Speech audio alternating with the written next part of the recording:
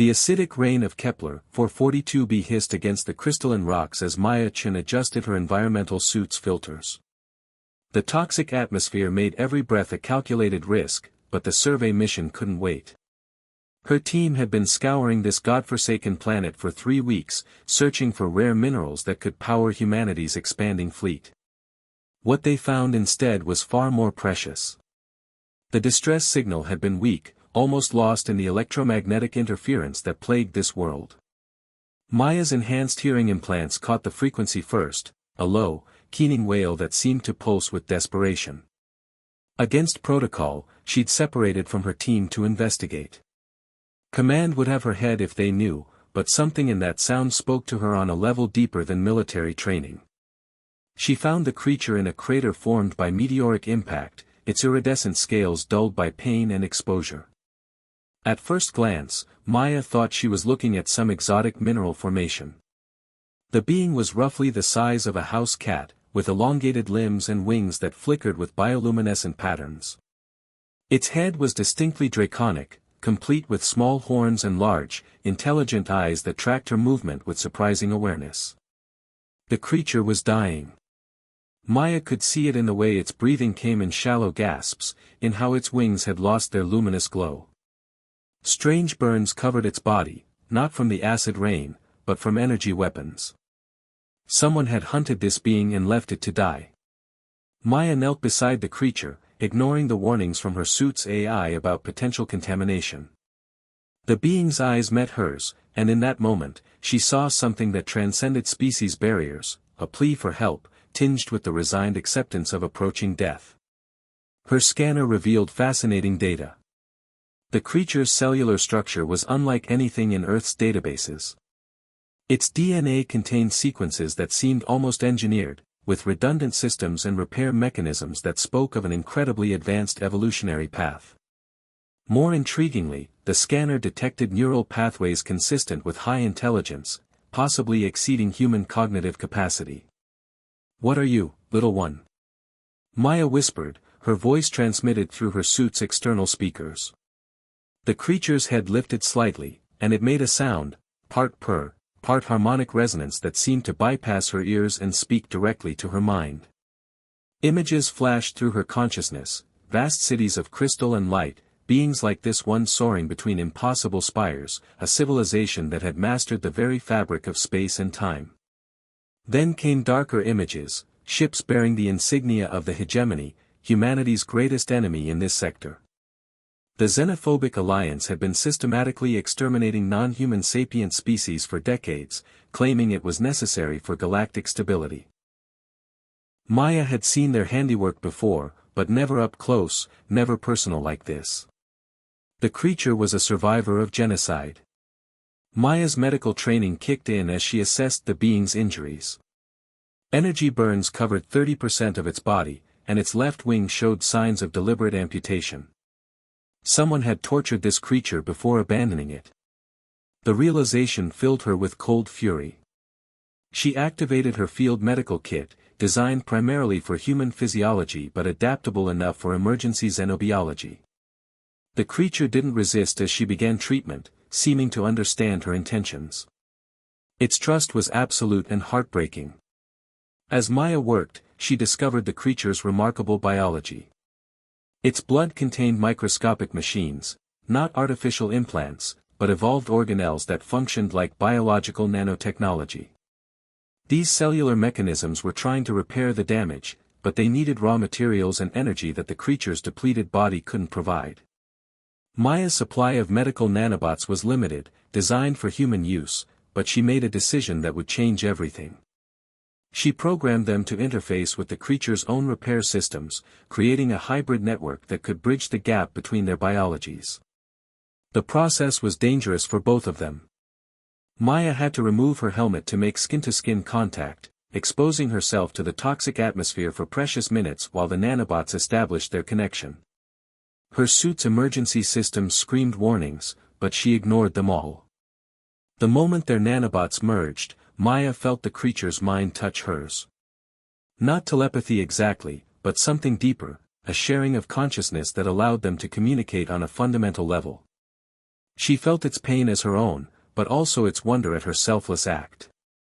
Through their connection, Maya learned the creature's name, Zephyr, which translated roughly to Windwalker, in its species' conceptual language. She learned that Zephyr was indeed just a month old by its species standards, barely past the hatching stage.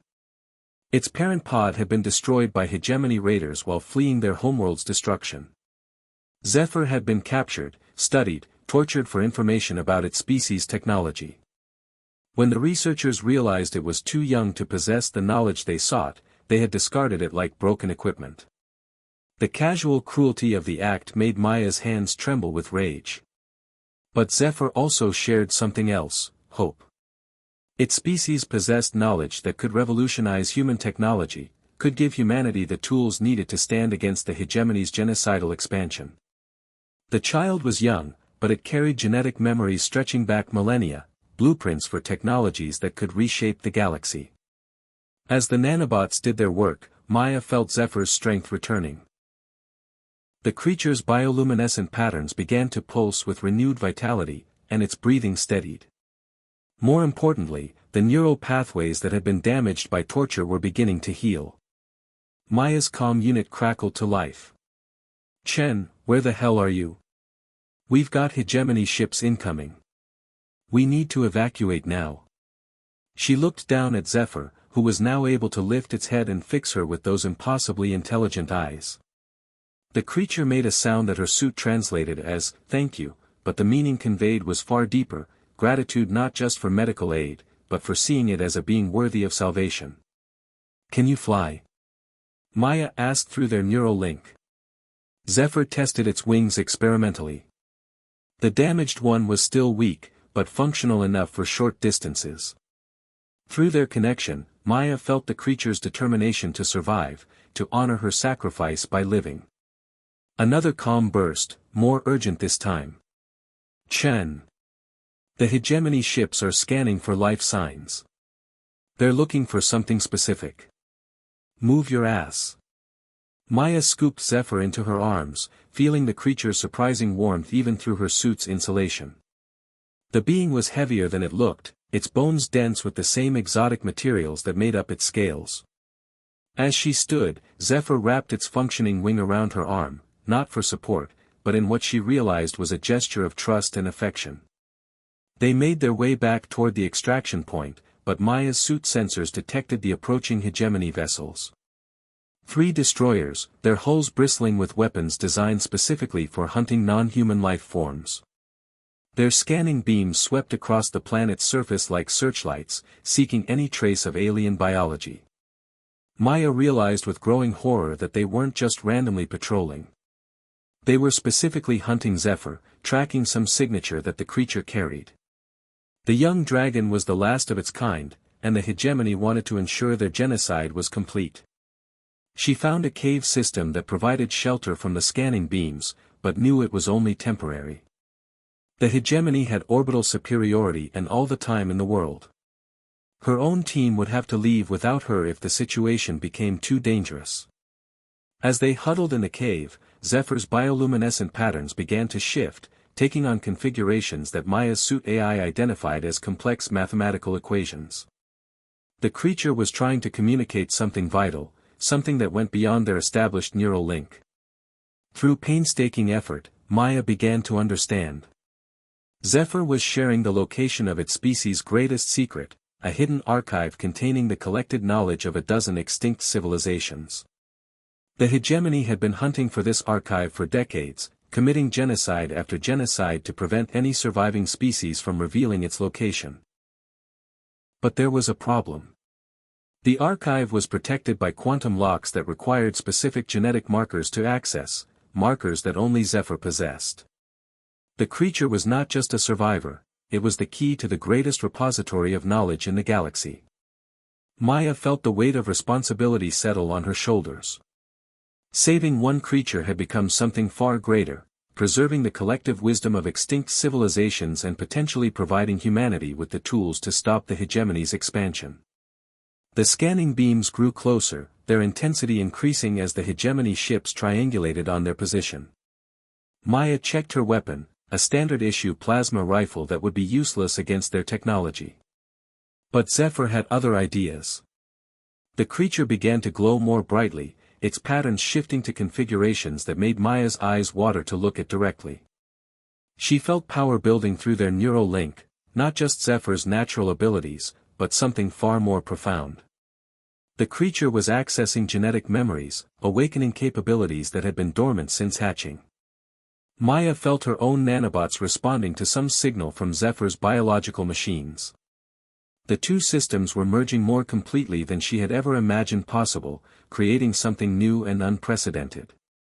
Her suit's readings went wild as her own cellular structure began to change at the molecular level. She wasn't just saving an alien creature anymore. They were becoming something new together, a hybrid entity that combined human determination with draconic wisdom and power. The transformation was terrifying and exhilarating in equal measure. The hegemony forces had found their cave. Maya could hear the distinctive whine of their disintegration weapons charging up, preparing to vaporize everything within a kilometer radius. But as the first energy beams lanced toward their position, Zephyr spread its wings and sang. The sound was unlike anything Maya had ever experienced, a harmonic frequency that seemed to reach into the quantum substrate of reality itself. The cave walls began to resonate, then phase out of normal space-time. Around them, the very structure of the universe bent and twisted in response to Zephyr's song. Maya felt herself being pulled along by the creature's power, her consciousness expanding beyond the boundaries of her physical form. Through their shared neural link, she experienced sensory input from dimensions that human science hadn't even theorized. They were moving through folded space, traveling vast distances in the span of heartbeats. When reality reasserted itself, they were floating in the void between stars, surrounded by a shimmering energy field that protected them from the vacuum of space. Below them, Kepler 442b was a distant speck of light, and the hegemony ships were nowhere to be seen. Zephyr's wing tightened around Maya's arm as the creature shared one final image through their link, a star system on the edge of known space, where ancient secrets waited to be discovered. The archive was real, and together they would ensure that its knowledge survived to fight another day. Maya felt her own humanity shifting and expanding as their nanobiological merger continued. She was still herself, but also something more, a bridge between species that could carry both human courage and draconic wisdom into an uncertain future. The girl who had knelt beside a dying creature was gone, replaced by something the galaxy had never seen before. They had escaped the hegemony, but their journey was just beginning. Somewhere in the vast emptiness of space, the greatest library in the universe waited for them to unlock its secrets.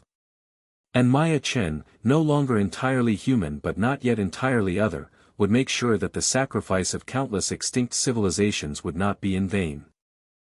3 months had passed since Maya and Zephyr's escape from Kepler 442b, and their transformation had progressed beyond anything either could have imagined. Maya's body had adapted to survive in the vacuum of space for limited periods, while her consciousness could now process information at speeds that would have driven her original human mind to madness. Zephyr had grown rapidly, its body reaching adolescent proportions while its mental capabilities expanded to encompass the genetic memories of its entire species. They traveled in a ship that was itself a testament to their merged capabilities. Zephyr's biological technology had interfaced with Maya's salvaged human equipment, creating a vessel that was part machine, part living organism. The ship's hull pulsed with the same bioluminescent patterns as Zephyr's scales, while its computational systems ran on hybrid networks that combined human artificial intelligence with draconic biological computers. The archive they sought lay hidden within a rogue planet drifting in the space between galaxies. According to Zephyr's genetic memories, the repository had been constructed by the first civilization to recognize the hegemony's true nature, a species called the architects, who had transcended physical existence eons ago. They had built the archive as a final safeguard, a repository of knowledge that would survive even if every sapient species in the galaxy was exterminated. As their ship approached the coordinates, Maya felt a familiar sensation through her neural link with Zephyr. The creature was experiencing something like nostalgia, accessing memories that weren't quite its own. Through their shared consciousness, she glimpsed fragments of the civilization that had created both the archive and Zephyr's species as its guardians. The architects had been giants, not in physical stature, but in scope of consciousness. They had learned to transfer their minds into quantum constructs that existed outside normal spacetime, achieving a form of immortality that allowed them to observe the rise and fall of countless civilizations. When they recognized the cyclical nature of galactic genocide, they had taken action. The rogue planet appeared on their sensors as little more than a cold rock drifting in eternal darkness. But as Zephyr began to sing the activation harmonics encoded in its genes, the world transformed.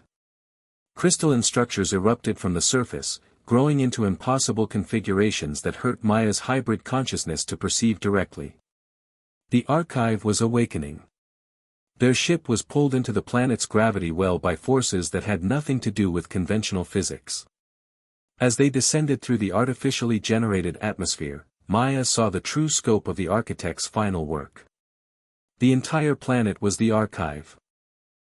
Billions of crystalline storage nodes networked together in a system that could contain the complete knowledge of every civilization that had ever existed. They landed in a chamber that seemed to have been designed specifically for beings like them, entities that bridged the gap between species and technologies. Zephyr's form had stabilized at roughly human height, its wings now capable of independent flight while its draconic features had become more refined. Maya's own transformation was subtler but no less profound. Her eyes now showed flecks of the same iridescent coloration as Zephyr's scales, and her neural implants had evolved into something that was part technology, part biology. The archive's interface was a floating sphere of liquid light that responded to their approach by generating holographic displays showing the history of galactic civilization. Maya watched in fascination and horror as the records revealed the truth about the hegemony's nature. The organization wasn't originally evil.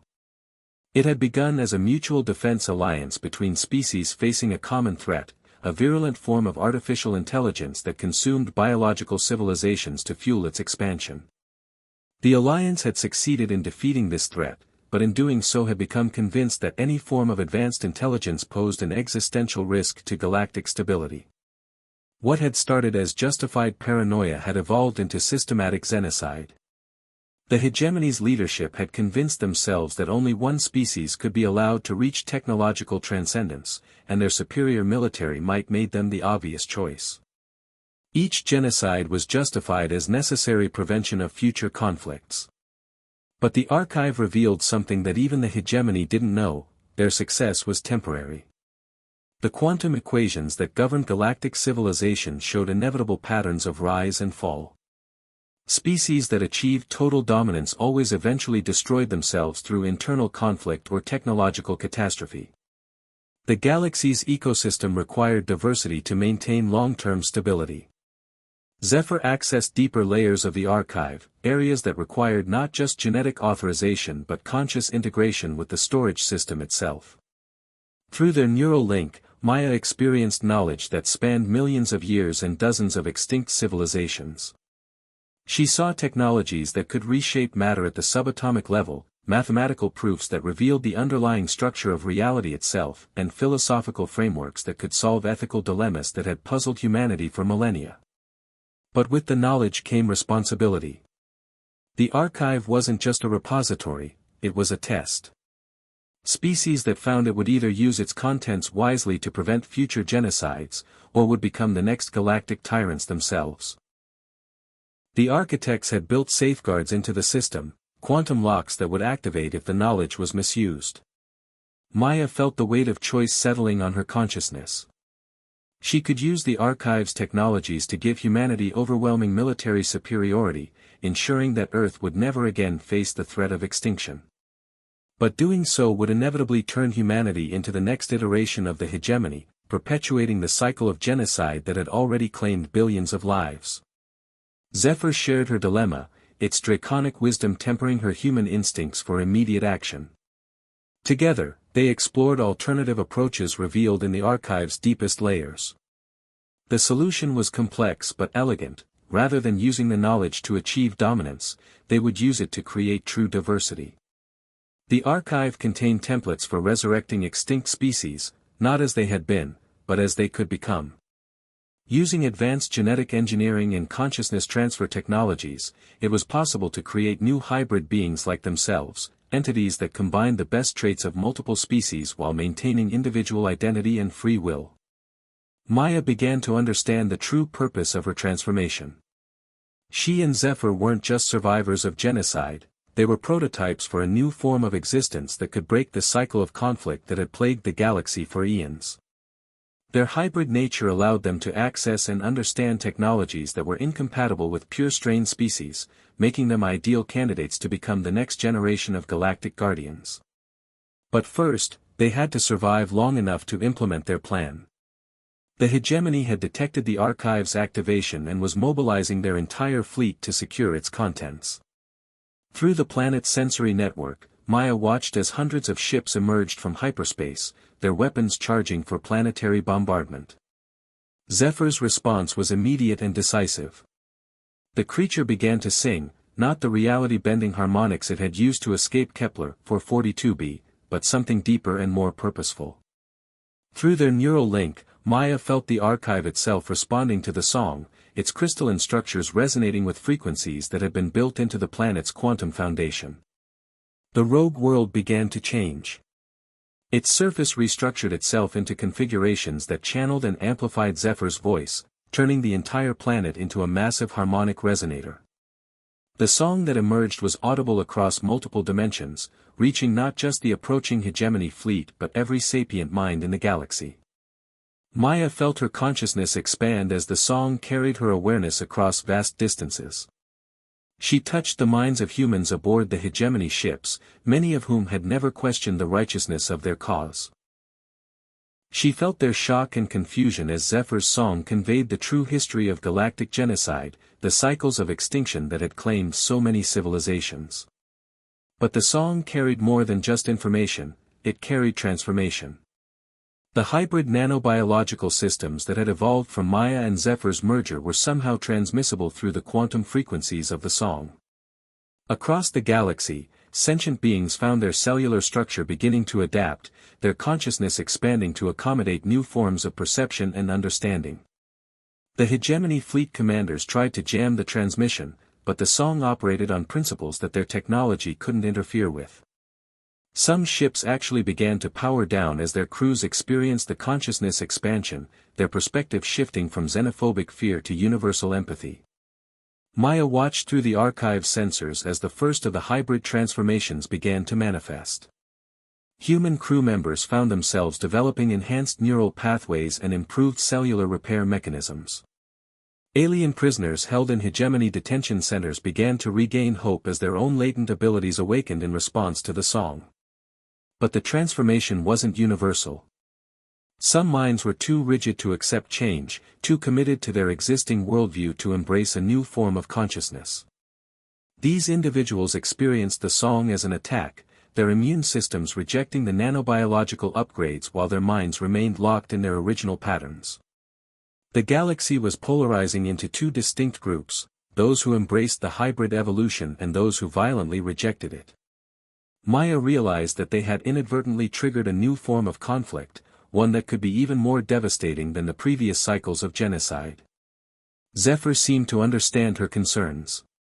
Through their link, the creature shared images of previous transformation events recorded in the archive's memory banks.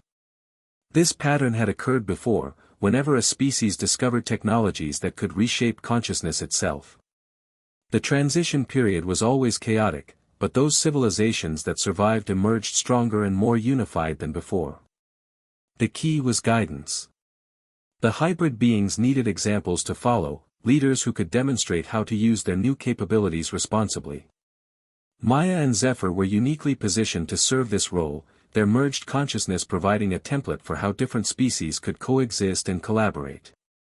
They began broadcasting instructional harmonics alongside the transformation song, teaching newly awakened hybrids how to control their enhanced abilities and integrate their expanded consciousness. The archive's vast knowledge base provided curricula for every conceivable situation, from basic consciousness management to advanced quantum manipulation. The hegemony's response was predictably violent. Unable to stop the transformation directly, they began systematically targeting any world where hybrid beings appeared. Their weapons were indiscriminate, destroying entire populations rather than risk the spread of what they saw as a consciousness plague. Maya felt each atrocity through the quantum network that now connected all hybrid minds. The pain was overwhelming, but it also strengthened her resolve. The old cycle of dominance and extinction had to end, regardless of the cost. Working through the archive's manufacturing systems, she and Zephyr began producing technologies that had never before existed in the galaxy, devices that could protect hybrid communities while teaching them to defend themselves. Unlike the hegemony's weapons of mass destruction, these technologies were inherently constructive, designed to preserve life rather than destroy it. The war that followed was unlike anything the galaxy had ever seen. Instead of massive fleet engagements, it became a conflict between fundamentally different approaches to existence. The hegemony fought to preserve the old order through overwhelming force, while the hybrid communities worked to demonstrate that cooperation was more powerful than conquest. Maya found herself at the center of the conflict, her consciousness serving as a communication hub for hybrid communities across the galaxy.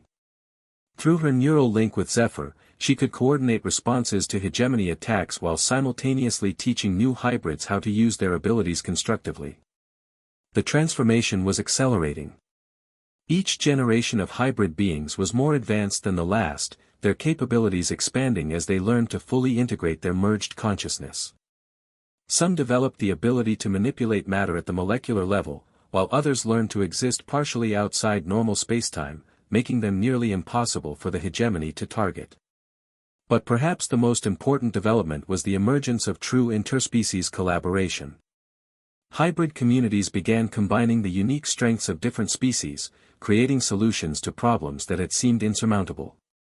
Former enemies worked together to rebuild worlds devastated by the hegemony, their shared consciousness allowing them to overcome millennia of mistrust and prejudice.